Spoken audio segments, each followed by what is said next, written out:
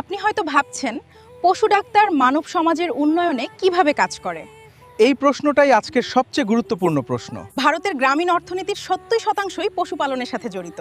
গরু, ছাগল, মুরগি এগুলো শুধু পশু না, এগুলো একটি দরিদ্র পরিবারের ব্যাংক অ্যাকাউন্ট। একটি গরু মারা গেলে একটি পরিবার দুধ হারায়, একটি পরিবার আয় হারায়, একটি শিশু পুষ্টি হারায়, একটি মা তার মেয়ের বিয়ের স্বপ্ন হারায়।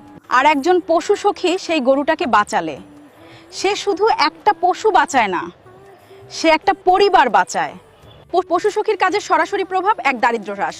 পশু সুস্থ মানে দুধ বেশি, মাংস বেশি, আয় বেশি। একটি পরিবারের মাসিক আয় বাড়তে পারে 20-30%।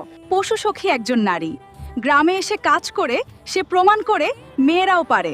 তাকে দেখে আরও মেয়েরা অনুপ্রাণিত হয়। সুস্থ গরু মানে পর্যাপ্ত দুধ, পর্যাপ্ত দুধ মানে সুস্থ শিশু। ভারতের শিশু অপুষ্টির বিরুদ্ধে লড়াইয়ে পশু সখী একজন নীরব যোদ্ধা। অনেক পশুর রোগ মানুষেও ছড়ায়। পশুকে সুস্থ রাখা মানে গ্রামকে সুরক্ষিত রাখা।